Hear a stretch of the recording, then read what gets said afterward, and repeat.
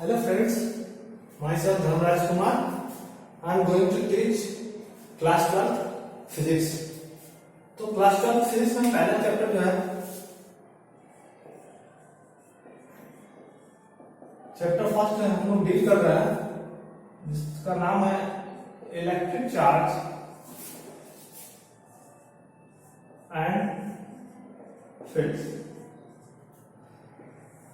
तो इसमें हम लोग जो इलेक्ट्रिक चार्ज एंड फील्ड के बारे में पढ़ते हैं, ये मेनली फिजिक्स का वो ब्रांच है जो कि इलेक्ट्रोस्टैट कहलाता है। इलेक्ट्रोस्टैटिक में क्या होता है कि हम लोग पढ़ते क्या है, study of force, field and potential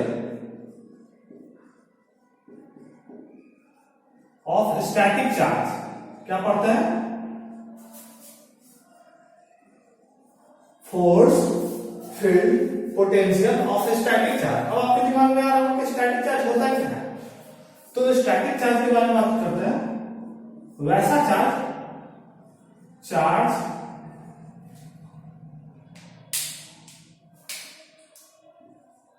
not move or change with respect to time। Clear है? मतलब कि वैसा चार्ज जो कि न तो मूव करे और न ही चेंज करे विथ रिस्पेक्ट टू टाइम, तो लोग हम लोग पढ़ते हैं वो स्टैटिक चार्ज कहलाता है। तो आपको electrostatic branch of physics in which we study of charge क्या पढ़ते हैं? Study of force, field, potential of static charge. Static charge पर जो फोर्स, फील्ड और पोटेंशियल जनरेट हो रहा है उसके बारे में हम लोग पढ़ते हैं। तो सबसे पहले क्या होता है कि अगर चार्ज की बात करते हैं तो चार्ज के बारे में थोड़ा सा बेसिक आइडिया आप देख लीजिए।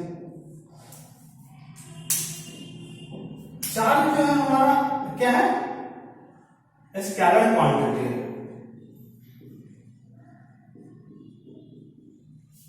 चार्ज को जनरली अगर हम लोग बात करते हैं मेजर की ऐसा यूनिट जो है वो कूलम्ब है।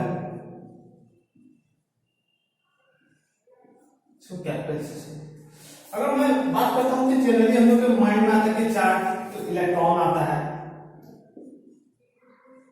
प्रोटॉन आता है और न्यूट्रॉन आता है। ये आता है ना? तो इलेक्ट्रॉन पर जो चार्ज होता है, charge on electron -1.6 into 10 to the power -19 coulomb. Charge on proton होता है +1.6 into 10 to the power -19 coulomb. And neutron पर चार्ज जो होता है वो 0 होता है। तो प्रोटॉन पर चार्ज कितना होता है? इलेक्ट्रॉन पर charge -1.6 into 10 to the power -19 coulomb. अगर आप बात करते हैं इलेक्ट्रॉन पर मास की, तो इलेक्ट्रॉन का मास होता है 9.1 into 10 to the power -31 kg। ये मास है।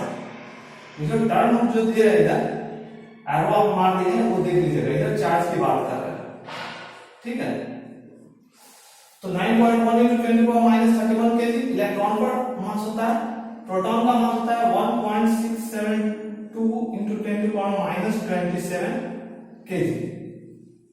और न्यूट्रॉन पर स्लाइटली हल्का प्रोटॉन से ज्यादा होता है, होता है 1.674 into 10 to the power -27 kg। ये क्लियर है? चार्ज हमारा एक स्केलर क्वांटिटी है। स्केलर क्वांटिटी मतलब होता है क्या? स्केलर क्वांटिटी मतलब कि वैसा चीज जिसका ओनली मैग्नीट्यूड हो। क्या हो? ओनली मैग्नीट्यूड हो, डायरेक्शन नहीं होता है, तो वो स्केलर क्वांटिटी कहलाता है। जैसे हमारा मास है, डेंसिटी है, टेम्परेचर है, वॉल्यूम है, ये सभी जो हमारे हैं वो स्केलर क्वांटिटी है जिसको ओनली मैग्नीट्यूड से डिफाइन करते हैं। Note down.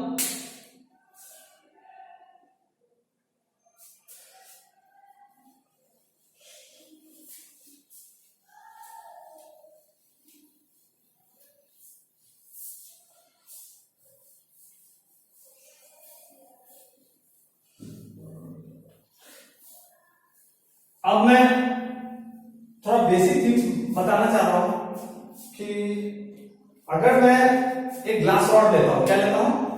Glass rod.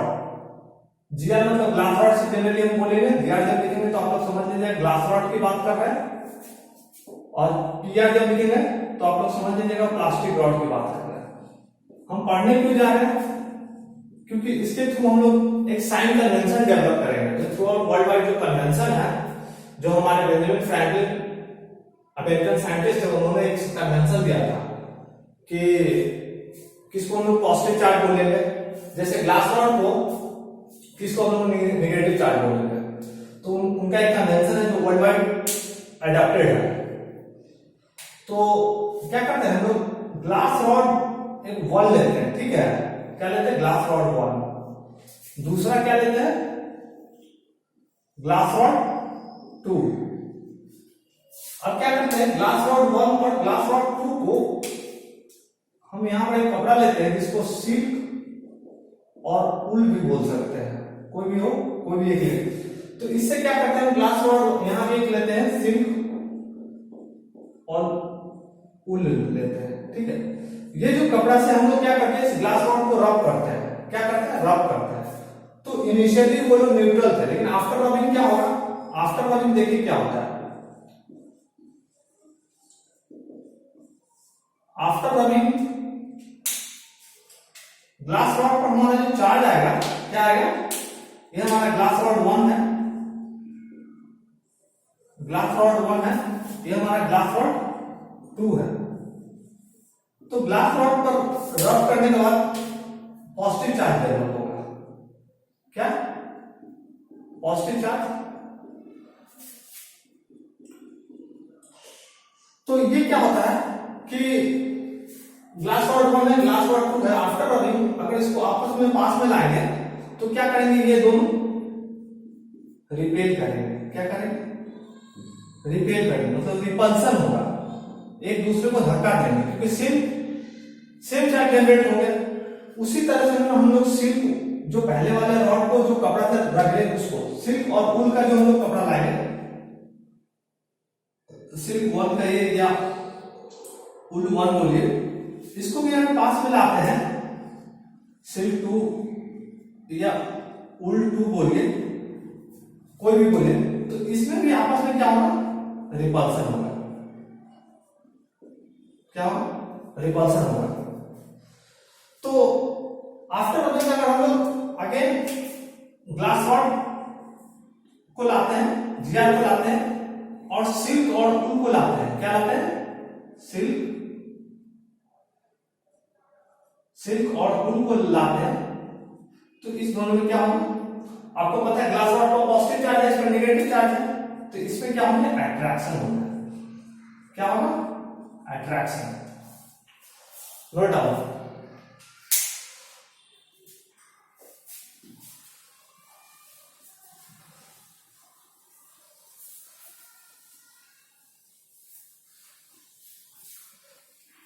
अभी हम डिस्कस करने जा रहे हैं प्लास्टिक रॉड के बारे में। प्लास्टिक रॉड को ऑलरेडी हमने बताया पीआर के रिप्रेजेंट करते हैं, पीआर 1 सेम चीज करेंगे यहां भी जो ग्लास रॉड के साथ किए, पीआर 2।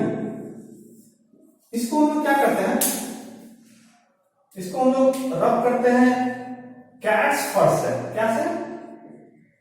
जो बिल्ली की खाल होती है ना, उसी के फर से हम लोग रब करते हैं। रब करने के बाद क्या होगा? आफ्टर रबिंग, आफ्टर रबिंग जब इन्हें पास में लाएंगे, सेम फिनोमिना जो वहां पर होता था। ये हमारा प्लास्टिक रॉड 1 है, यहां हमारा प्लास्टिक रॉड 2 है। क्या होगा? इस पर क्या होगा? निगेटिव चार्ज डेवलप होंगे। क्या होंगे? निगेटिव चार्ज डेवलप होंगे। तो जब आपस में लाएंगे तो क्या होगा? अगेन रिपल्सन होगा, ठीक है। सेम चीज अगर बात करते हैं तो कैट्स फॉर 1 की बात कर लीजिए, कैट्स फॉर 1 लाइए और कैट्स फॉर 2 लाइए, तो इसमें भी क्या होगा हमारा? क्योंकि अगर इस पर निगेटिव चार्ज आएगा तो ऑब्वियसली कैट्स फॉर पर पॉजिटिव चार्ज आया होगा, और कैट्स फॉर पर पॉजिटिव चार्ज आएगा तो सेम चार्ज हम जानते हैं क्या होता है? Repel each other. फिर यहां पर रिपल्सन होगा। क्या होगा? रिपल्सन। ये क्लियर हो गया। अगर हम आफ्टर रबिंग प्लास्टिक रॉड को लाते हैं, पीआर को लाते हैं और कैट्स फॉर्म को लाते हैं तो क्या होगा? कैट्स फॉर्म को लाते हैं तो इन दोनों में क्या होंगे? अट्रैक्शन होंगे। क्लियर है? No doubt. अब मैं क्या करने जा रहा हूं कि ग्लास रॉड और प्लास्टिक रॉड को नजदीक लाऊंगा तो क्या होगा? After rubbing when being glass rod and plastic rod together, तो हमको पता है कि आफ्टर रबिंग ग्लास रॉड पर क्या चार्ज था? आफ्टर रबिंग हमारा ग्लास रॉड पर क्या चार्ज था? ग्लास रॉड पर चार्ज क्या था हमारा? आपको पता है, पॉजिटिव। ग्लास रॉड पर पॉजिटिव चार्ज था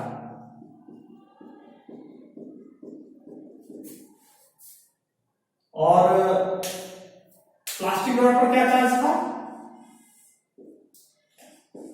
प्लास्टिक रॉड पर आफ्टर रबिंग निगेटिव चार्ज था।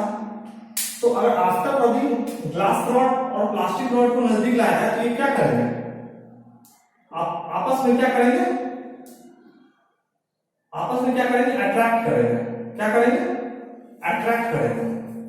तो जब आपस में अट्रैक्शन होगा, क्या होगा? अट्रैक्शन। क्लियर है? ग्लास रॉड, अगर हम आपसे पूछते हैं कि अगर हम सिल्क और उल को अगर आफ्टर रबिंग किया तो इस पर चार्ज निगेटिव था और कैट्स फर पर क्या था? कैट्स फर पर पॉजिटिव चार्ज था। तो सिल्क और उल पर क्या था? निगेटिव चार्ज था और कैट्स फर पर क्या था? पॉजिटिव चार्ज था। तो आफ्टर रबिंग जब इसको नजदीक लाएंगे तो क्या होगा? इसमें भी अट्रैक्शन होगा। क्या होगा? अट्रैक्शन होगा। अब हम क्या करने जा रहे हैं? एक एक्सपेरिमेंट करने जा रहे हैं जिससे वो पिथ बॉल क्या होता है? टाइप का पॉलिस्टीरीन का बना हुआ एक बॉल होता है। जनरली आजकल पॉलिस्टीरीन बॉल यूज करते हैं। तो अगर पॉलिस्टीरीन बॉल को नायलॉन और सिल्क के कोई थ्रेड से अगर सस्पेंड कर देते हैं, टू बॉल, एक बॉल ये है, दूसरा बॉल ये, शुरू में ये इंसुलेटेड है। अगर ये हम प्लास्टिक रॉड को क्या लाते हैं? प्लास्टिक रॉड को अगर इसको टच में करते हैं, क्या करते हैं? टच। प्लास्टिक रॉड को अगर टच करते हैं तो प्लास्टिक रॉड पर क्या निगेटिव चार्ज था? निगेटिव चार्ज इसमें भी ट्रांसफर हो जाएगा। ठीक है। अगर फिर प्लास्टिक रॉड को अगर यहां पर टच करता है तो प्लास्टिक रॉड पर निगेटिव चार्ज था, इसमें भी निगेटिव चार्ज आ जाएगा, ट्रांसफर हो जाएगा। तो क्या होगा सिचुएशन? ये पिथ बॉल जो थे, ये पिथ बॉल, इस पर निगेटिव चार्ज आ जाएगा और निगेटिव चार्ज आने के कारण क्या होगा? ये एक दूसरे को क्या करेंगे? रिपेल करेंगे, रिपल्सन होगा। क्लियर है? अगर मान लीजिए ये पिथ बॉल, इसको बोलते हैं पिथ बॉल, ये पॉलिस्टीरीन का होता है पिथ बॉल। अगर रिपल्सन होंगे, प्लास्टिक रॉड को फर्स्ट पिथ बॉल से टच करते हैं तो ये निगेटिव चार्ज है, प्लास्टिक रॉड को यहां पर टच करते हैं तो कुछ चार्ज में ट्रांसफर होगा, दोनों आपस में रिपल्सन होगा। इसी का उल्टा अगर बात करते हैं, अगर हम पिथ बॉल ये है, इंसुलेटेड है और ये पिथ बॉल है, अगर हम इसको ग्लास रॉड को टच में लाते तो क्या होगा? आप बोले ग्लास रॉड तो हमारा पॉजिटिव चार्ज था तो इस पर भी पॉजिटिव चार्ज डेवलप होगा। जब ग्लास रॉड को टच में लाएंगे तो क्या होगा? यहां पर ग्लास रॉड, तो ग्लास रॉड पर पॉजिटिव चार्ज था तो क्या होगा? देखते हैं, पिथ बॉल पर फिर पॉजिटिव चार्ज आ जाएगा, डेवलप हो जाएगा। यहां भी पिथ बॉल पर पॉजिटिव चार्ज डेवलप हो जाएगा। ये दोनों क्या करेंगे? एक दूसरे को रिपेल करेंगे, मतलब रिपल्सन होगा। क्लियर है? एक लास्ट फाइनल, अगर मान लीजिए पिथ बॉल को प्लास्टिक रॉड से टच करते हैं, दूसरे पिथ बॉल को हम लोग ग्लास रॉड से टच करते हैं। मान लीजिए कि ये पिथ बॉल पहला है, दूसरा पिथ बॉल है, इसको हम लोग ने टच किया प्लास्टिक रॉड से और उसके बाद इसको टच किया ग्लास रॉड से। तो ग्लास रॉड पर हमको पता है पॉजिटिव चार्ज है, तो ग्लास रॉड के कारण इस पर आ जाएगा पॉजिटिव चार्ज, प्लास्टिक रॉड पर नेगेटिव चार्ज है। ये दोनों आपस में क्या करेंगे? अट्रैक्ट करेंगे। क्या करेंगे? अट्रैक्ट करेंगे, अट्रैक्शन होगा। तो हम लोग एक कन्वेंशन डेवलप करते हैं। कन्वेंशन क्या डेवलप करते हैं? बेंजामिन फ्रैंकलिन साहब ने बोल दिया कि कन्वेंशन है कि उन्होंने कन्वेंशन एक डेवलप किया। कन्वेंशन क्या बोला? कन्वेंशन बोला ग्लास रॉड एंड कैट्स पर क्या, इस पर हमारा जो चार्ज है वो क्या है? पॉजिटिव है, पॉजिटिव चार्ज है। और एक कन्वेंशन डेवलप किया ग्लास रॉड एंड कैट्स पर। दूसरा प्लास्टिक रॉड एंड सिल्क और उल पर बोला क्या है? आप लोगों को पता है निगेटिव चार्ज, निगेटिव चार्ज। ये कन्वेंशन डेवलप किया है। और कहीं इलेक्ट्रिफाइड वर्ड लिखा हुआ है तो समझ लीजिएगा चार्ज है।